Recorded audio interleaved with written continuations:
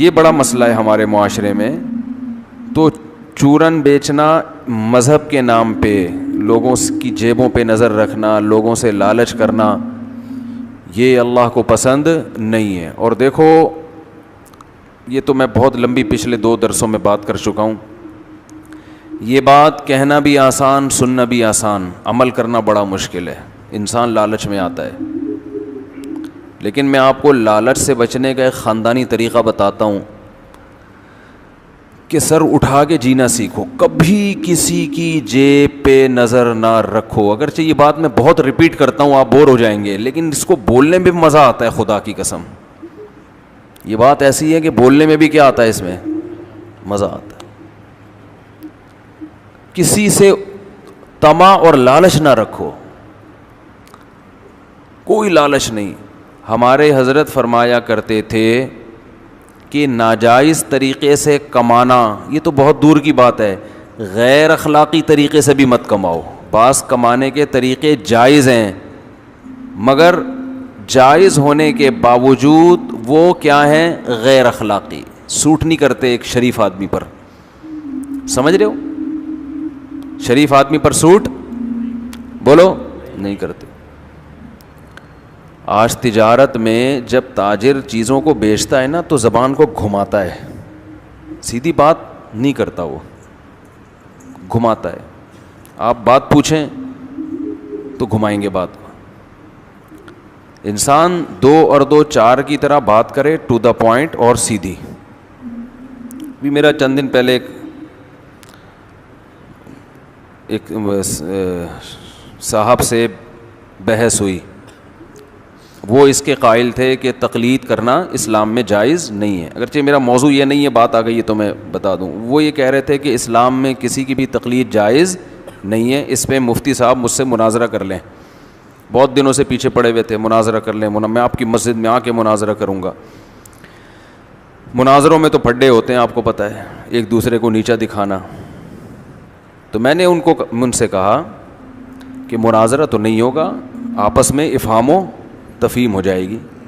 میرا تو یہی خیال ہے کہ اس زمانے میں کسی ایک فقہ کو فالو کرنا یہ ضروری ہے. اور تقلید 2 طرح کی ہوتی ہے, جائز بھی اور ناجائز بھی. تو میں نے کہا پہلا تو تھوڑا سا یہ بتا دیا جائے کہ آپ کی نظر میں تقلید کا مفہوم کیا ہے.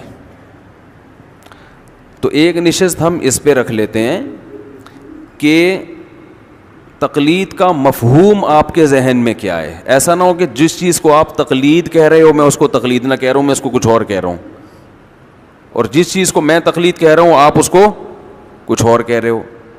تو پہلے ہم تنقیح, اس کو کہتے ہیں تنقیح کرنا, دعوے کو نکھارنا. تو میں نے ان کو دعوت دی, میں نے کہا آئیں بیٹھیں, اور بے شک آپ ریکارڈنگ بھی کریں, ہمیں کوئی وہ نہیں ہے. وہ کہہ رہے تھے میں ریکارڈنگ کروں گا, میں نے کہا چل ریکارڈنگ بھی کر لیں, مجھے کوئی اعتراض نہیں ہے. مجھے ساتھیوں نے کہا کہ آپ اپنے کیمرے سے بھی ریکارڈنگ کریں تاکہ کوئی خیانت نہ ہو. میں نے کہا چھوڑو, کیا خیانت ہوگی, ہم تو کوئی نہ مناظرہ ہو رہا ہے نہ کوئی ایک دوسرے کو نیچا دکھانے کی کوشش. اور میں نے بار بار ان کو یہ باور کرایا کہ یہ تقلید کے موضوع پر بحث نہیں ہے, یہ آپ کے دعوے کو سمجھنے کے موضوع پر بات چیت ہوگی. میں سمجھوں گا کہ آپ کا دعویٰ ہے کیا. جب میں اس دعوے کو سمجھ جاؤں گا تو ہم ریٹن میں اس کو لے آئیں گے. تو پھر ہم اس پہ اگلی نشست رکھ لیں گے کہ اگر ہو سکتا ہے میں اس دعوے سے پہلے ہی متفق ہوں تو ہمیں نشست کی ضرورت نہیں ہے, اور اگر میں متفق نہ ہوا تو اگلی نشست پھر ہم رکھیں گے, اس میں آپ لائیو کیمرے بھی لگائیں, ہم بھی لگا دیں گے کہ میں کہوں گا بھائی آپ کا دعویٰ کیا ہے, غلط ہے, اس پہ قرآن و سنت سے یہ دلائل ہیں, اور آپ کہیں گے جی ہمارا دعویٰ صحیح ہے, اس پہ قرآن و سنت سے یہ دلائل ہے. اگر مجھے آپ کے دلائل صحیح لگے میں مان جاؤں گا, آپ کو میرے دلائل صحیح لگے تو آپ مان جائیں, نہیں بھی مانے تو جو لائیو دیکھ رہے ہیں وہ تو مان جائیں گے میں کون صحیح ہے کون غلط. لیکن مجھے بہت افسوس ہوتا ہے کہ شاید مقصد یہ تھا کہ ویورز بڑھانا یا مفتی صاحب کو غصہ دلانا, جب غصہ آ جائے تو دیکھیں یہ ہو کیا رہا ہے, ٹھیک ہے نا, ان کو تو مناظرہ نہیں کرنا آتا, حالانکہ مناظرہ ہی نہیں تھا وہ.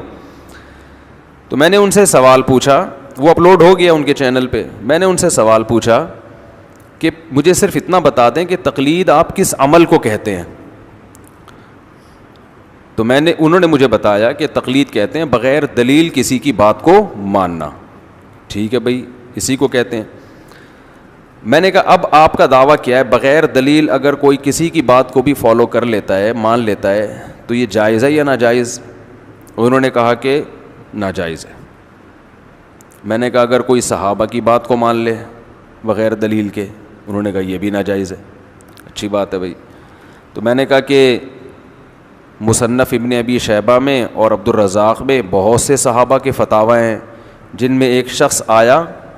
ابھی میرا مقصد ان کو نیچا دکھانا نہیں ہے, ان کو یہ بتانا نہیں ہے کہ آپ غلط کہہ رہے ہیں. میرا مقصد یہ کہ آپ کا دعویٰ نکھرے تو صحیح. آپ ہو سکتا ہے آپ اپنے دعوے کو ڈیفائن نہ کر پا رہے ہو نا. میں نے کہا بہت ساری فتاوی ہیں حدیث میں, کتابوں میں, کہ ایک تابعی آئے صحابی سے, انہوں نے حلال حرام کا مسئلہ پوچھا کہ یہ حلال ہے یا حرام ہے. انہوں نے بتا دیا کہ حلال ہے یا حرام. نہ انہوں نے دلیل پوچھی نہ انہوں نے دلیل دی, اور وہ چلے گئے. تو بغیر دلیل کے تابعی نے صحابی کو فالو کیا, تو یہ عمل بھی تقلید ہے یا نہیں ہے؟ کیونکہ آپ یہ دعویٰ کر رہے ہیں کہ تقلید کہتے ہیں بغیر دلیل کے کسی کو فالو کرنا, تو یہ عمل تقلید ہوا کہ نہیں ہوا؟ اگر یہ تقلید ہے تو آپ کہہ رہے ہیں یہ جائز نہیں ہے. اگر تقلید نہیں ہے تو کیوں نہیں ہے؟ ڈیفینیشن تو اس پہ صادق آ رہی ہے تقلید کی. یا آپ فرق کرتے ہیں کہ یہ والی تقلید جائز ہے وہ والی جائز نہیں ہے, تو وہ فرق کیا ہے ہمیں بتا دیں.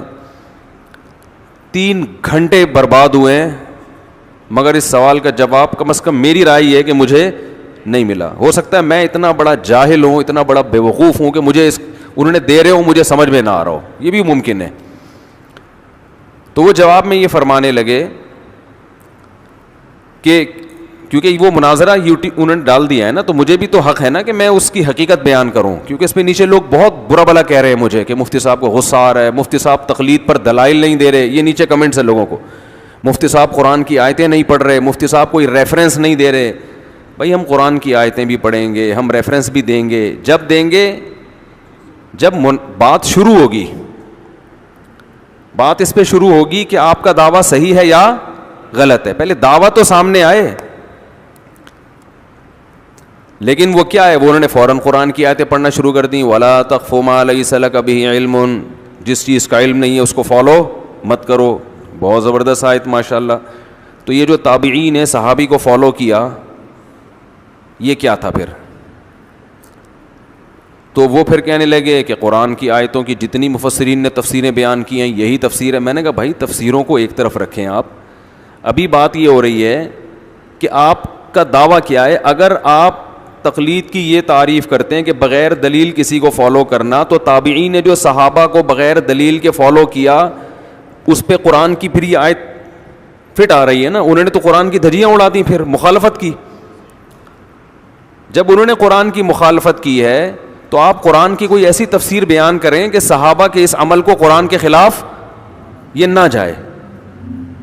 پھر وہی تفسیر بیضاوی میں لکھا ہے, تفسیر ابن کثیر میں بھی لکھا ہے, فلانی میں بھی لکھا ہے. تو مجھے غصہ آ گیا, میں نے کہا بھائی بھاڑ میں جائے یار, بات کیا ہو رہی ہے. میں تو 1.5-2 گھنٹے, اور نیچے لوگوں کے کمنٹس آ رہے ہیں کہ بھائی وہ سامنے والے تو دلائل پہ دلائل دیے جا رہے ہیں, قرآن کی آیتیں اور ریفرنس اور تفسیروں کی کتابیں, اور مفتی صاحب نے اب تک ایک آیت بھی نہیں پڑھی اور اب تک ایک کتاب کا حوالہ بھی نہیں دیا.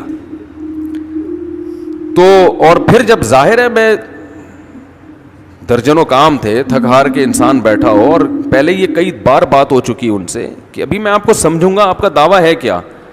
بحث نہیں ہوگی, دلائل کی بات نہیں ہوگی. ابھی تو یہ ہے کہ آپ کا دعویٰ ہے کیا. اگر یہ تقلید ہے اور اس کو ناجائز کہتے ہیں تو صحابہ میں جو ہوا یہ کیوں جائز ہے پھر؟ یا تو اس کو جائز بولیں یا ناجائز بولیں, تو سمجھ میں تو آئے نا کہ آپ کا دعویٰ ہے کیا. نہیں. پھر وہ مجھے کہنے لگے کہ آپ مصنف ابن ابی شیبہ میں ایسی حدیثیں دکھائیں جن میں تابعین نے صحابہ سے مسئلہ پوچھا ہو اور صحابی نے بغیر دلیل کے بتایا اور تابعین نے اس کو فالو کیا, اس کا حوالہ دیں. میں نے کہا میں حوالہ دوں گا اس کا, آپ کہیں کہ ایسا نہیں ہے, مصنف ابن ابی شیبہ میں ایسا نہیں ہے. آپ انکار کریں تو میں حوالہ دوں گا, کیونکہ میں تو یہاں کتابیں لے کے نہیں بیٹھا, تو مناظرے کے لیے آیا ہی نہیں ہوں نا. آپ کہیں کہ حدیث کی کتابوں میں ایسا نہیں ہے. انہوں نے کہا نہیں میں انکار نہیں کر رہا, جب آپ مان رہے ہیں تو مجھے حوالہ دینے کی کیا ضرورت ہے. تو فرمانے لگے کہ حدیث میں آتا ہے کہ جو دلیل دیتا ہے نا, اس جو دعویٰ کرتا ہے اس کے ذمے دلیل ہوتی ہے. تو آپ نے دعویٰ کیا کہ حدیث کی کتابوں میں ایسے فتوے ہیں کہ صحابی کی بات کو تابعین نے مانا بغیر دلیل کے. اگر کہہ رہی آپ دعویٰ کر رہے ہیں نا ایسے فتوے ہیں, تو آپ دلیل پیش کریں, کتاب میں دکھائیں کہاں ہیں. مدعی کے ذمے دلیل پیش کرنا ہوتا ہے. میں نے ان سے عرض کیا مدعی کے ذمے اس وقت دلیل پیش کرنا ہے جب مدعا علیہ انکار کرے. جب انکار نہیں کر رہا تو حدیث میں کہیں نہیں ہے کہ پھر بھی دلیل پیش کرو.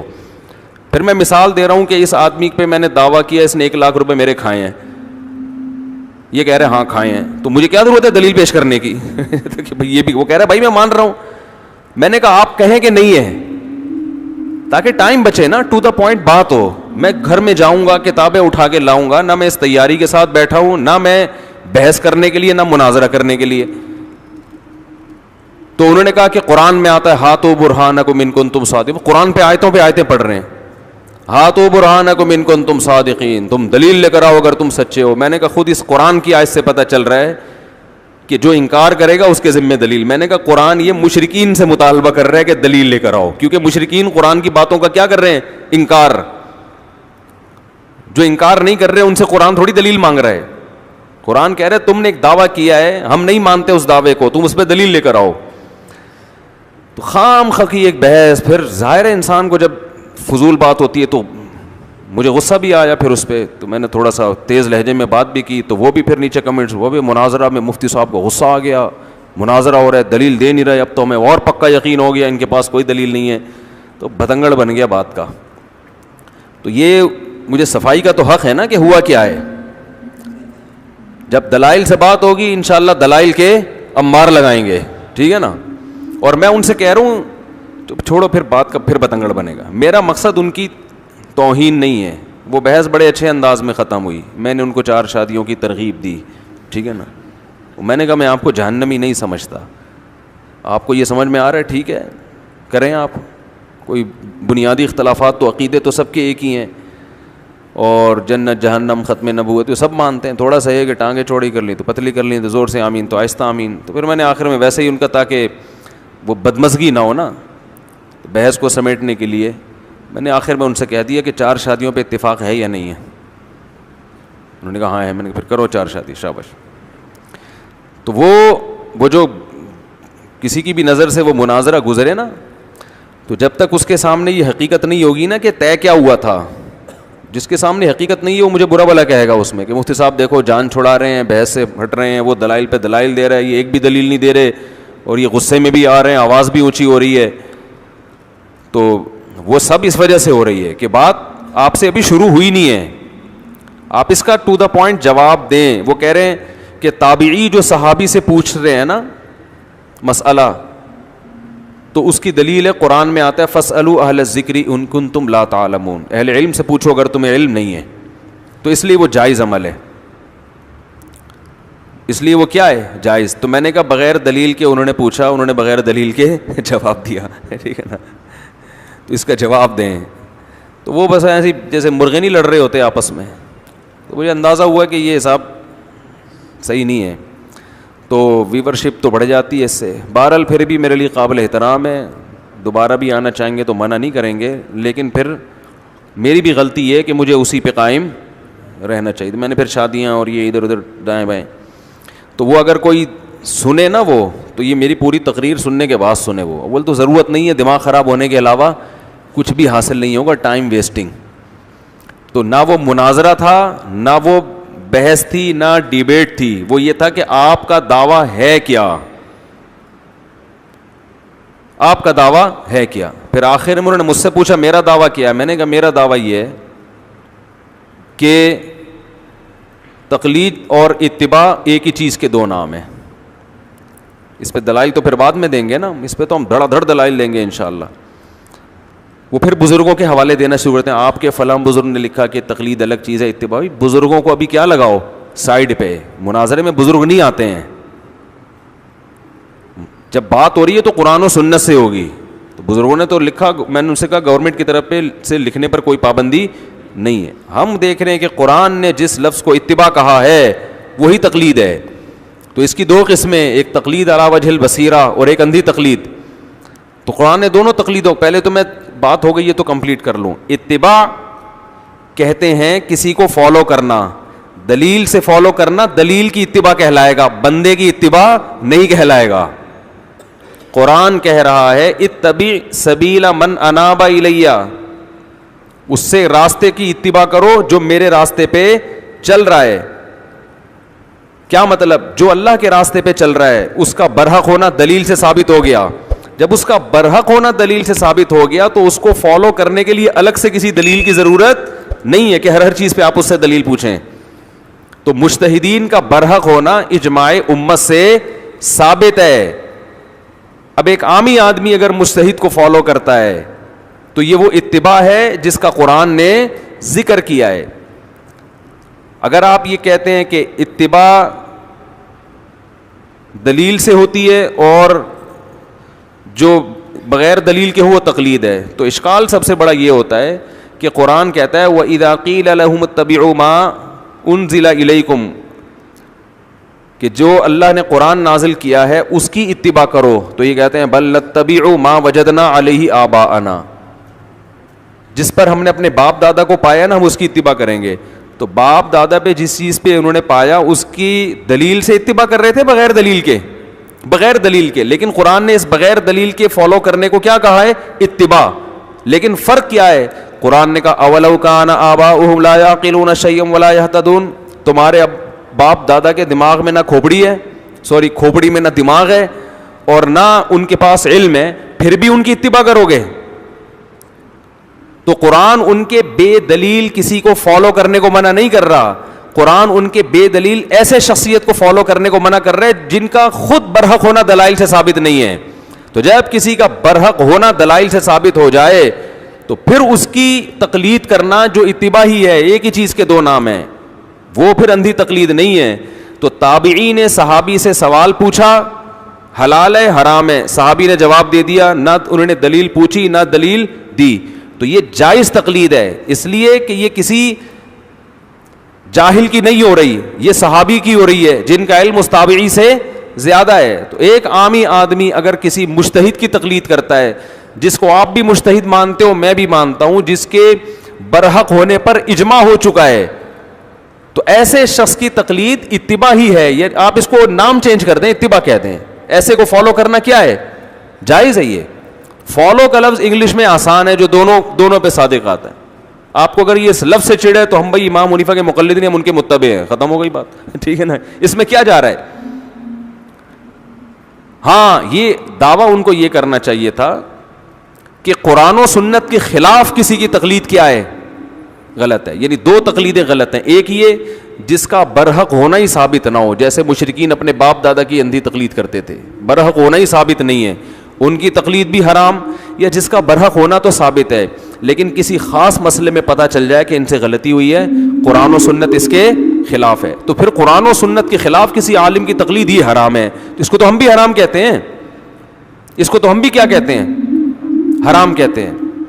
پھر اس پر آپ مثالیں دیں کہ جی مفتی صاحب آپ حرام کہتے تو ہیں لیکن عملاً حرام سمجھتے نہیں ہیں, کیونکہ دیکھو ابو حنیفہ کے فلاں قول بھی قرآن و سنت کے خلاف, فلاں بھی, پھر بھی آپ کس کو فالو کر رہے ہو؟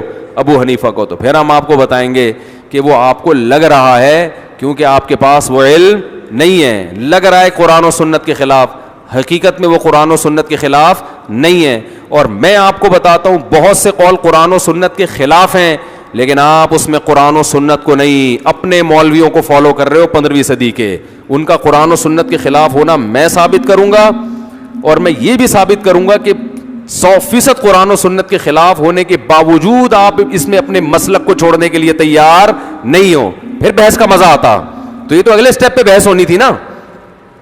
تو اس لیے جن لوگوں نے بھی میری وہ بحث سنی ہے نا, تو ان کو اس کی پہلے بیس پتہ ہونی چاہیے, اس بحث کی بیس کیا تھی.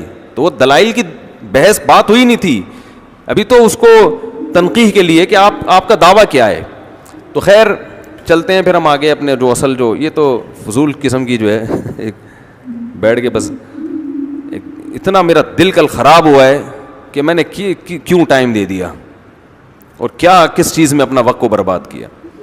خیر, تو بات یہ چل رہی تھی کہ جب دعوت میں لالچ میں جا کے شہرت بھی داخل ہے. یاد رکھو, آپ بعض دفعہ کسی سے بحث اس لیے کر رہے ہوتے ہو, میں ان جو اس دن میری بحث ہوئی ہے ان کو تانے نہیں دے رہا, میں ایک جنرلی بات کر رہا ہوں. اگر آپ کسی سے مشہور شخصیت سے بحث اس لیے کر رہے ہو کہ میرے ویورز بڑھ جائیں, اس کا مطلب آپ کی دعوت میں دم, آپ کا مقصد ٹھیک نہیں. آپ اگر دعوت میں ایسا طریقہ اختیار کر رہے ہو کہ سامنے والے کو غصہ آئے, اس کا مطلب آپ کی دعوت میں اخلاص, بولو یہ ہوتا ہے مناظروں میں, کوشش کر رہے ہوتے ہیں سامنے والے کو آگ لگائیں نا, پھر وہ غصہ آئے تو کہتے دیکھو یہ کیا کر رہے ہیں. جیسے آپ نے دیکھا ہے نا ویمن رائٹس کی جو عورتیں جب کسی مولانا کے ساتھ یوٹیوب پہ بیٹھتی ہیں, ایسی چبھتی ہوئی باتیں کرتی ہیں کہ مولانا کو کیا آ جائے غصہ, اور جب مولانا بیچارہ اچھلتا ہے تو لوگ کہتے ہیں دیکھو وہ کتنی تمیز سے بات کر رہی ہے اور یہ 2-2 فٹ اچھل رہے ہیں. یہ نہیں دیکھ رہے ہوتے, ٹھیک ہے اس کو غصہ نہیں کرنا چاہیے, لیکن غصہ دلانے کا ذمہ دار کون ہے. اور غامدی صاحب کیا کرتے ہیں, وہ 100% الٹی بات کرتے ہیں, بڑے آرام سے بیٹھ کے مسکرا رہے ہوتے, اگلا تپ رہا ہوتا ہے کہ یار تو بول کیا رہا ہے. لیکن یہ ٹریننگ ہے, ہونا تو ایسا ہی چاہیے, لیکن بسا اوقات ایسا ہوتا نہیں ہے نا, وہ پتھر کا بنا ہوا تھوڑی ہے, تو غصہ آتا ہے اس کو, ٹائم ویسٹ کر رہے ہو بھائی. تو یہ جو ویمن رائٹس کی عورتیں ہیں نا, یہ بہت تمیز سے نا وہ کرتی ہیں کہ سامنے والے کو تپا دو. جیسے وہ کیا ہے ڈراموں کا رائٹر, خلیل نام ہے, خلیل الرحمان قمر صاحب, ان کو وہ کیسے وہ میرا جسم میری مرضی والی نے غصہ دلایا, بولنے نہیں دے رہی, درمیان میں وہ بات کر رہے ہیں بولنے نہیں دے رہی, پھر جب غصہ آ کے انہوں نے چیخنا شروع کیا تو میڈیا نے کتنا اچھالا, دیکھو عورت سے بات کرنے کی تمیز نہیں ہے. حالانکہ وہ 100% درست, یہ کوئی نعرہ ہے میرا جسم میری مرضی, اس پہ غصہ نہیں آئے گا غیرت مند آدمی کو. تو اس کا یہ علاج تھوڑی ہے کہ ان کو دلائل سے بیٹھ کے سمجھائے, نہیں ایکچولی دیکھیں آپ کا جسم تو ہے, اگر ٹھیک ہے ہمیں پتہ ہے آپ کی مرضی ہے, لیکن ایکچولی اس جسم پہ تھوڑا سا اگر ڈریسنگ اچھی ہو جائے تو. یہ نہیں ہے, ان کا علاج یہی ہے کہ تمہیں بےہودہ عورت, تمہیں شرم نہیں آتی, تمہارے جسم پہ کوئی تھوکتا نہیں ہے, میرا جسم میری. بالکل صحیح جواب دیا خلیل الرحمان صاحب نے, زندہ باد. مجھے اتنا مزہ آیا, میں نے کہا یار دوبارہ سے وہ میں نے جب کلپ دیکھا نا ریورس کر کے, میں نے کہا دوبارہ سے بار بار دیکھو یار, اتنا مزہ آ رہا ہے. وہ ایک آدمی سے کسی نے کہا نا کہ چلو چھوڑو, پھر وہ قصے کہانیاں بہت آ جاتی ہیں. تو وہ بعض لوگوں کی کوشش ہوتی ہے کہ سامنے والے کو کیا کرو, تپاؤ. جو وہ 2-2 فٹ اچھلنے لگے نا, پھر دیکھو یہ ہو کیا رہا ہے. ہمارے مدرسے میں ایک طالب علم تھا, طلبہ کی عادت ہوتی ہے چھیڑنے کی نا, فارغ ہوتے ہیں بالکل, بس ایک ہی غم ہوتا ہے پڑھائی کا. تو بعض طلبہ شرارتی ہوتے ہیں, تو وہ کسی نہ کسی طالب علم کو ہدف بنا کے اس کو چھیڑنا شروع کر دیتے ہیں. اسکولوں کالجوں میں تو یہ بہت زیادہ ہوتا ہے, لیکن مدرسوں میں ریشو کم ہے مگر ہوتا ہے. تو اس کو چھیڑتے تھے, وہ تھوڑا سا قد کا چھوٹا تھا, اس کو ہر وقت تنگ کر کے, جب وہ غصہ آتا نا اس کو کہتے اعصابی کمزوری ہے اس میں. جب بہت زیادہ غصہ آتا تو کیا کہتے ہیں, یار کمزور اعصاب بھی کمزور ہیں کہ بات پہ کیا آ جاتا ہے غصہ. تو میں یہ کر رہا تھا, اللہ تعالیٰ کا ارشاد ہے کہ اے نبی ان سے کہہ دیجئے میں تم سے اجر کا مطالبہ نہیں کر رہا. تو کوئی بھی دنیا کی لالچ جب آپ کے مناظرے میں آ جائے, آپ کی دعوت میں آ جائے, آپ شہرت چاہتے ہیں, سامنے والے کو نیچا دکھانا چاہتے ہیں, تو کچھ بیوقوف لوگ تو آپ سے متاثر ہوں گے, واہ واہ کریں گے, لیکن سمجھدار لوگ آپ سے ہٹ جائیں گے. امت میں پھر خیر کا کام آپ نہیں کر سکتے, خیر کا کام نہیں ہوگا. ہاں لڑوانے کا ہوگا, دبا کے پھر وہ بم بن جائے گا. آپ ایٹم بم تیار کر رہے ہو جن کا کام لوگوں کو جا جا کے کیا ہے, چھیڑنا ہے. دیکھو میرا موقف ہے کہ میں فرض نماز کے بعد اجتماعی دعا کو نہیں مانتا, یہ کہیں بھی ثابت نہیں ہے, نہ قرآن میں ہے, نہ کسی صحیح حدیث میں ہے, نہ صحابہ کا عمل ہے, نہ فقہ کی کتابوں میں جو مفتہ بھی قول ہے کہیں بھی نہیں لکھا, بلکہ اس کے اگینسٹ لکھا ہوا ہے. لیکن میں اس مسئلے کو ایشو نہیں بناتا کہ میں لڑکوں کو دلائل دے کے نا تیار کروں اور چھوڑوں کہ وہ امام کے اوپر نا بسم اللہ اللہ کو پڑھ کے چھوڑ دیا جا, اور وہ جا کے امام کو چھیڑ رہا ہے. پھر اس طریقہ ہوتا ہے, امام صاحب آپ ماشاءاللہ آج آپ نے سنتوں پر بیان کیا کہ ہمیں صرف سنت کو فالو, یہ طریقہ ہوتا ہے فتنہ پرست لوگوں کا جو امت میں خیر خواہی نہیں ہے. قرآن حدیث کے نام پہ کیا کیا جا رہا ہے, آگ لگانا. تو اس میں دونوں طبقے ہیں, میں صرف ایک فرقے کو ملامت نہیں کر رہا, دونوں طرف ایسے لوگ ہوتے ہیں. تو جا کے کیا کیا, اب جا کے مفتی طارق مسعود صاحب کا بیان سنا, جا کے اس کو جناب جا کے اور کچھ دلائل سن لیے تو جا کے امام صاحب کو چھیڑا, جس کے پیچھے 20 سال سے نماز پڑھ رہے ہیں, جس کا ادب آپ پر واجب تھا.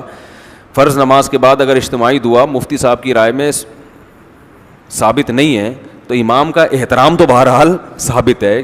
خارش کرنا اگر ہو رہی ہے تو کرو, اور اپنے کرو نا, دوسرے کو خارش کیوں کر رہے ہو؟ جا کے آپ جا کے کسی کو کھجا رہے, کہہ رہے کیا کر رہا ہے بھائی, کہہ رہے ہو سکتا ہے آپ کے یہاں خارش ہو رہی ہو, تو وہ کہے گا ہو تجھے رہی ہے, کر مجھے رہا ہے. تو جا کے امام صاحب سے ملتے ہیں. امام صاحب یہ جو آپ نماز کے بعد دعا مانگتے ہیں یوں کر کے, یہ کہاں لکھا ہوا ہے؟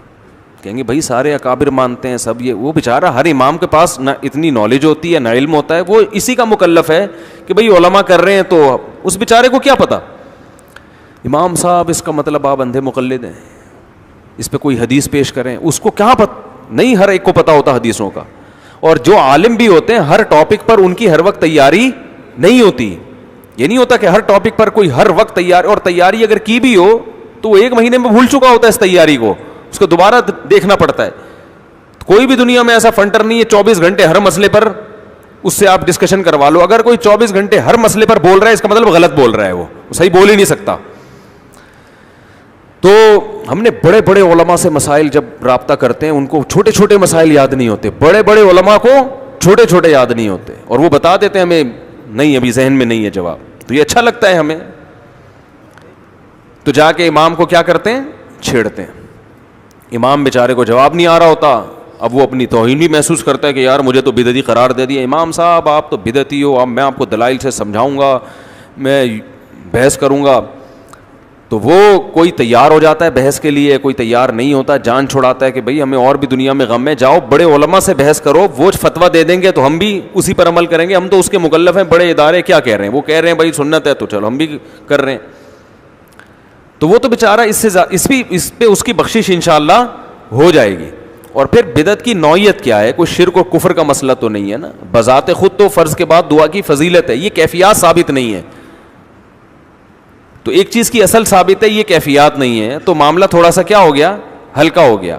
اور یار بدعت بھی ہے, تو مسجدوں میں نفرتیں پھیلانا اور چھوٹی چھوٹی باتوں پہ امت کو لڑوانا, یہ تو اس سے بڑی بدعت ہے نا.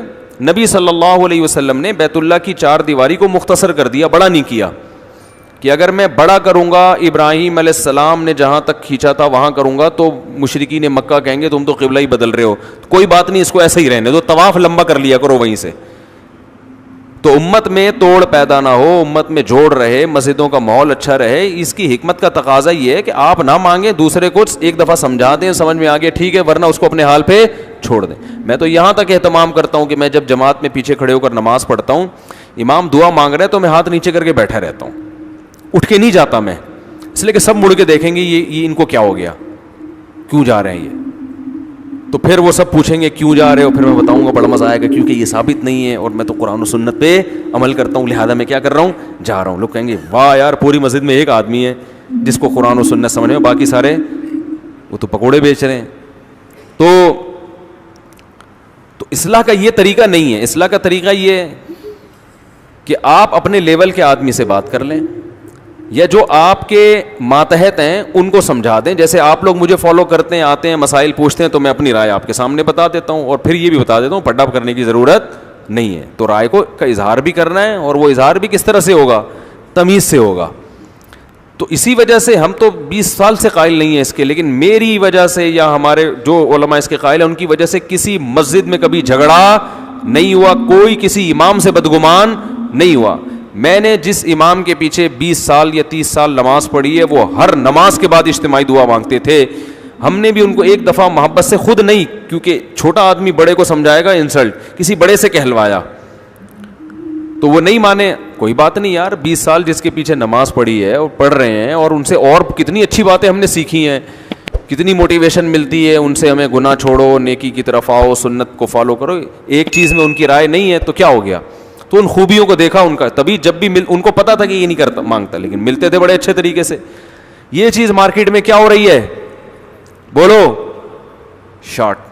ہر آدمی اپنی رائے, اچھا یہ بھی جب رائے بھی صحیح ہو. ایک تو آپ کی رائے ہوتی بعض دفعہ غلط ہے, آپ کم علمی کی وجہ سے اس کو صحیح سمجھ رہے ہو, اور اس رائے کو بھی زبردستی تھوپتے ہیں